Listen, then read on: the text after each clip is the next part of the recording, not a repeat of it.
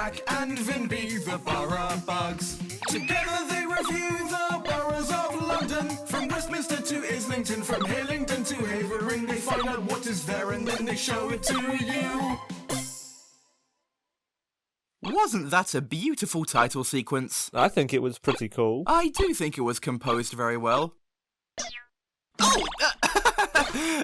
Welcome to Borough Bugs, our very own show. In this show, we're going to be researching some London boroughs and telling you what you may be able to find in the boroughs, such as transport, landmarks, and any other places or facts of note. Hello, my name's Zach. I'm a little blue butterfly.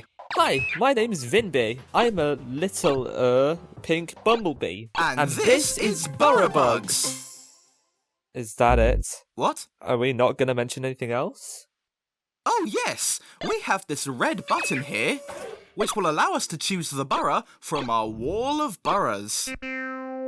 To start off, we'll be covering all of the boroughs in inner London. And what's a better place to start than one of the most famous boroughs in London? Yes, the London Borough of Westminster is one of the busiest London boroughs, with tourists from all over the world flocking to see the sights of the beloved capital city. So the borough we're, of course, going to talk about today is... Westminster! Ooh. The London Borough of Westminster has many landmarks, which is why so many tourists come to this part of London. But it also has some very obscure and calmer areas which not many people visit. I love obscure areas. Shall we go and learn more about this borough? Of course! Let's go!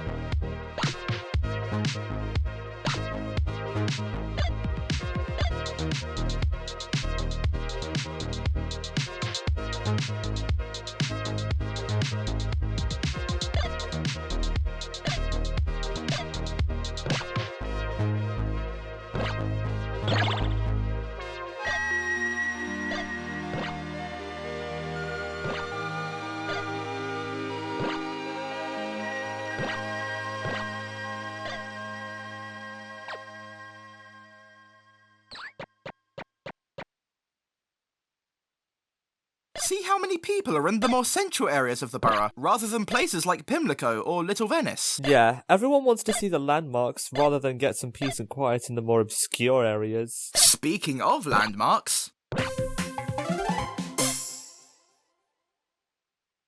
That's Big Ben right there. Actually, the tower is called the Elizabeth Tower. Big Ben's just the bell. This whole bit is the Palace of Westminster, also known as the Houses of Parliament. This place is where the British government writes up all of the laws that we have to abide by. What if I were to break one? Let's not find out, shall we? There's so many people here. I suppose a lot of people are excited to see such a big clock, aren't they? I mean, it's one of the main landmarks of London. True. Big Ben also didn't go ding dong for a while because they were renovating the tower, and now that it's all finished, Big Ben is once again ringing for all of central London to hear. That's Westminster Abbey. Yep, 40 coronations have taken place here for all of the British monarchs who have come and gone. It was founded over 1,000 years ago. Wow, it's that old? Yeah, you'd be surprised how much history this city has. But let's not get ahead of ourselves. It's Westminster we're covering today. Hey, wait. Aren't there dead people here? Oh yes, a bit of grim history here. This place is the resting place of all of the monarchs that have ruled over the UK, as well as some famous people, such as Charles Darwin himself. Pretty morbid stuff, honestly. This is Piccadilly Circus, one of the busiest road junctions in London.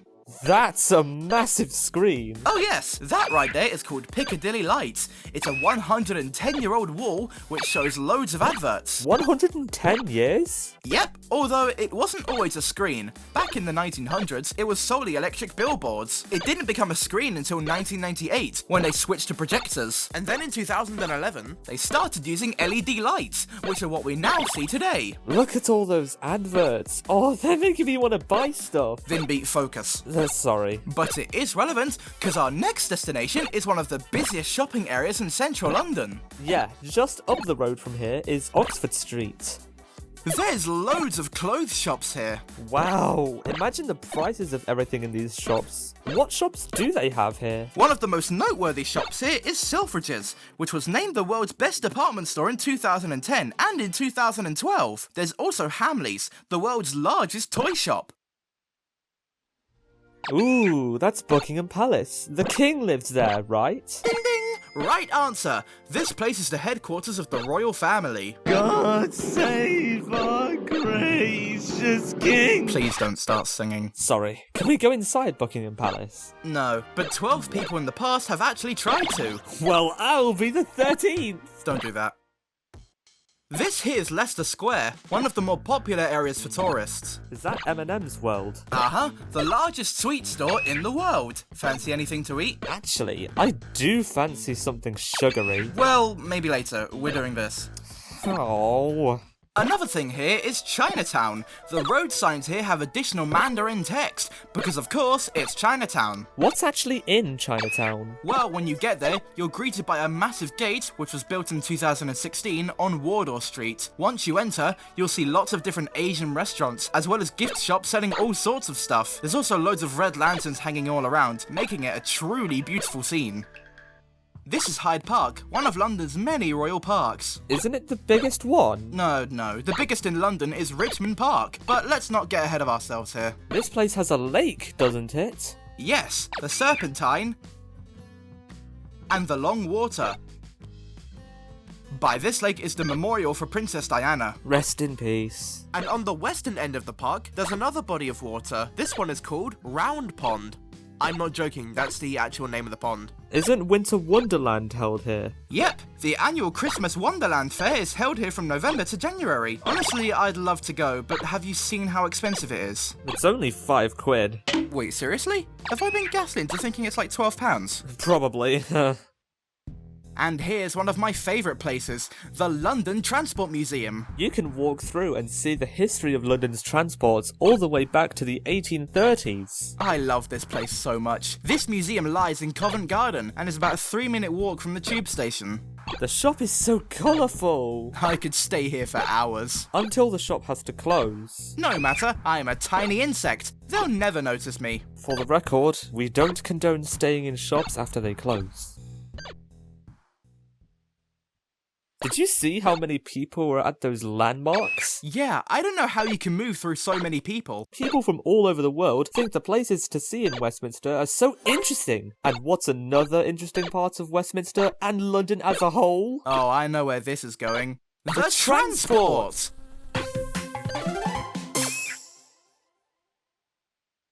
Of course, we have to start off with Westminster Station, right? Yep. Westminster Station is of course one of the main stations of the Borough of Westminster, with the Circle, District and Jubilee lines. Let's see how many stations the other tube lines have here. We'll be showing this on our Transport for London tally. Well, it seems that the Circle line has the most stations in this borough, at 12 stations. And the Metropolitan line has only a measly 2 stations. How sad. It's also worth noting that Westminster also has some of the London terminus stations. There's London Marylebone, London Paddington, London Victoria, and London Charing Cross. Each of them connects to different parts of the UK. Marylebone has Chiltern, Victoria has Southern, Charing Cross has South Eastern, and Paddington has Great Western. Victoria also has the Gatwick Express, a fast train which goes from Victoria all the way to Gatwick Airport. And Paddington has the Heathrow Express, which is also a fast train, but this one goes to the more famous London Heathrow Airport. You can also get the Elizabeth line from Paddington, which is a new heavy rail service which stretches from southeast and northeast London all the way to Berkshire. Wow! Westminster is also home to plenty of London buses, but surprisingly, there's only one bus station in the entirety of the borough, Victoria Bus Station. I honestly thought there'd be more bus stations in a borough such as this, but apparently not. I suppose there are too many historic buildings here, so there'd be no space for any other bus stations. A much larger station for road vehicles exists at Victoria, however, that being Victoria Coach Station, which is the main hub for coaches going in and out of London. Most of the stations in Westminster are in Fare Zone 1, the main fare zone for Transport for London services. There are some exceptions, with 4 stations being in Fare Zone 2, St John's Wood, Royal Oak, Maida Vale, and Warwick Avenue. Does the tube here have any history? Absolutely! One of the stations in the north of the borough has the most history to it, that being Baker Street, mainly the Hammersmith and City and Circle Line platforms, which is the oldest part of the tube network, dating all the way back to the opening date of the London Underground, the 10th of January 1863.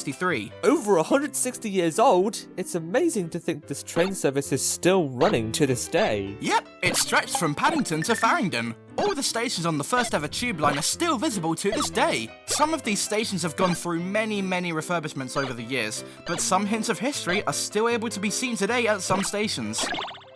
There's some abandoned stations here too. Oh yes, it wouldn't be London without some hidden London, would it? One of the most famous examples of an abandoned station is Aldwych on the Piccadilly line. It closed on the 30th of September 1994 due to low passenger numbers and the cost of replacing the lifts. Another good example is the Jubilee line platforms of Charing Cross, which closed on the 19th of November 1999 when the Jubilee line was extended to Stratford. Both of these stations are actually used as popular filming locations for films. Some other stations which are now abandoned or closed include Marlborough Road and Lords, both on the Metropolitan line, and both closed on the same day, the 19th of November 1939. This was due to St John's Wood opening not too far from these two stations, which used to be on the Bakerloo line, but is now on the Jubilee line. And there is, of course, Down Street, which is also on the Piccadilly line. The station closed on the 21st of May 1932 due to low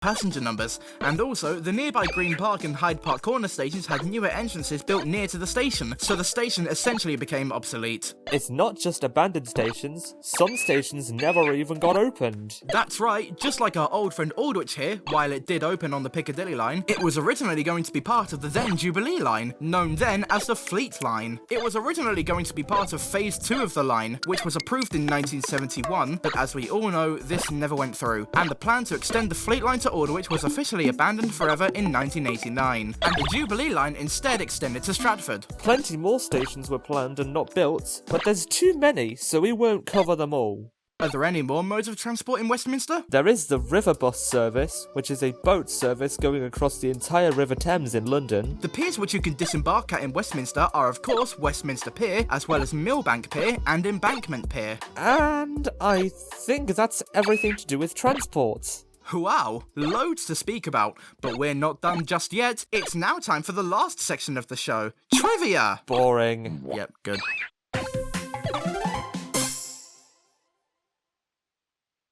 The Westminster you know today was originally made up of 3 different metropolitan boroughs, those being Westminster, Paddington and St Marylebone. The Old Westminster gained city status on the 29th of October 1900, officially calling the Old Metropolitan Borough the City of Westminster. Westminster would not become part of the Greater London we know and love today until 1965, when the London Government Act of 1963 was enacted and the old metropolitan boroughs merged, creating a brand new Westminster, and its city status was transferred to the new Westminster. 1 year later, in 1966, Westminster gained its own Lord Mayor, Sir Charles Norton. As of 2024, the Lord Mayor of Westminster right now is Robert Rigby. Westminster's population in 1801 was at 220,000. If we fast forward more than 200 years to 2011, the population count has decreased by about 1,000. In fact, Westminster's population is a bit all over the place if you look at the past hundreds of years. As shown earlier, Westminster is served by 27 tube stations, and it would be a perfect place to go and ride all of the tube lines, except one line is missing from this borough,